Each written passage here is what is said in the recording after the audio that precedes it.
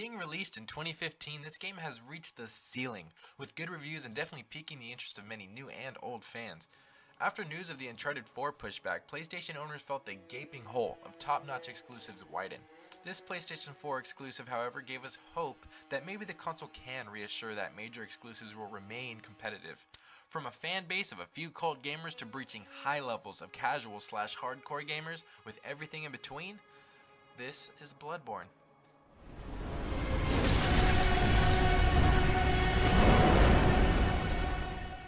Bloodborne is far from a plagiarized Dark Souls with a slapped-on new costume. It brands itself independent in many ways, but does, however, retain the fundamentals adopted from previous installments to exemplify From Software for who they are as a developer. Dark Souls excelled at the open world element and using progression to unlock new areas to stroll. With Bloodborne, we see it reach farther than that, absorbing some great advice from its distant relative and adopting a central hub world dividing Hunter's Dream from the remnants of Yharnam and its neighboring towns. With the vague introduction to solidify the story, we are brushed up on Yharnam, the ancient blood of the Ministry, and are hinted an assumption that something evil is happening. Hunter's Dream will soon follow an inevitable death and really anchor the story in place.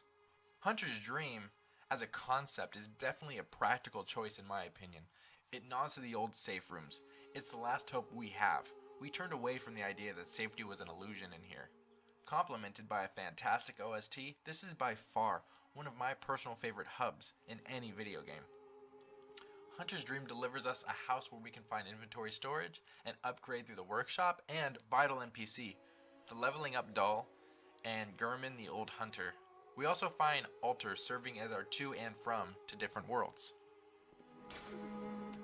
Like I've stated before, Hunter's Dream offers NPCs, similar to Dark Souls but seem to present a better story arc than the previous installments. We have a doll, who mimics the same concept of the Emerald Herald, but better implemented in my opinion.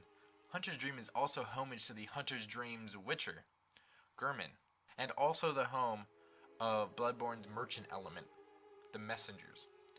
Messengers, and as well as the introduction almost tutorial Yharnam, play a vital role in weaponry. Trick weapons and range weapons are allies throughout the game, while being robed up in lightweight armor. I have read about equipment variety getting the short end of the stick, but I personally like the simplicity of the expensive diversity. I was always a fan of low levels and large upgrades with my From Software game experiences. Another fun element is that merchants are also customizable and react to the messages left by other players. Whether you enjoy or do not enjoy the read, their motive will parallel to your choice. But what's interesting about the merchants are not that they are in a bathtub enjoying the splendor next to the doll, but that after collecting 10 insights, which is another new element to the game, the bath messengers spawn up by Gehrman in the house and offer multiplayer elements and a few other items in return for some of your insight. I enjoy the ingenuity in games, especially when done correctly. Insight goes beyond the impressive mechanics that Shadow of Mordor brought us with the Nemesis system, but I'll stand my ground when I say I wish it did more.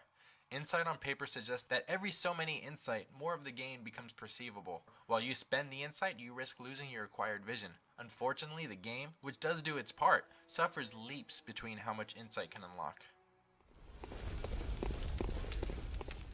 Another element brought to Bloodborne that could easily be argued pretty impressive, which is a close race to all the new features in this game, is the Chalice. When joined with the correct material, could open up dungeons featured in Hunter's Dream. They provide a completely new experience every time you enter. It can deliver a majority of what you can find in a hybrid between Dark Souls and Diablo, which I am sensing a nod toward with the vertical descent. It can all be rewarded with lost weapons or blood gems. When you're satisfied with your descent, you can always there and back to Hunter's Dream through Bloodborne's kindling flames. We introduce the lantern. What I appreciate about the use of lanterns is how it's complemented with the return of just a suggestion of lanterns accompanied by valuable shortcuts, something we saw more of in Dark Souls before the hand-holding Dark Souls 2 delivered. The scarcity of lanterns is only a percentage of values Bloodborne holds toward difficulty. Fortunately, the difficulty doesn't seem like a marketing pitch like Dark Souls 2 was. Bosses stem a satisfying fight like it did with its relatives, troublesome yet ecstatic with victory. It proceeds to a change in time of day and it inflates the merchant prices. The time of day is just one voice to the harmony of this melody. This grim and gothic town just fits so well with the chilling remnants of this superstitious town. I feel defeated the moment I leave Hunter's Dream. It's the ending of a city, a corpse, a cataclysmic, decaying beauty. Only Bloodborne can elicit the Lovecraftian mythos so well. This world seems painstakingly crafted. The most telling is the focus to detail in the cobblestone, wall decor, lanterns. I can appreciate the lighting textures. The contrast in lighting and tone helps focus the core theme. The lanterns are subdued with a lot of grays. It reinforces the gloomy yet victorious setting of Yharnam. But the way the art team patterned wet versus dry, it's dynamic. It complements the subdued with the visually appealing attention to detail. It could use for a bit more polishing, as I've witnessed just a handful of frame drops and the loading screens make dying more punishable than they should be. Luckily, with all the focus on graphics with most recent AAAs, Bloodborne is not just another voice in the crowd. It would not be a stretch to say it pushes its boundaries. Enemies are no longer static, which fills the world with life.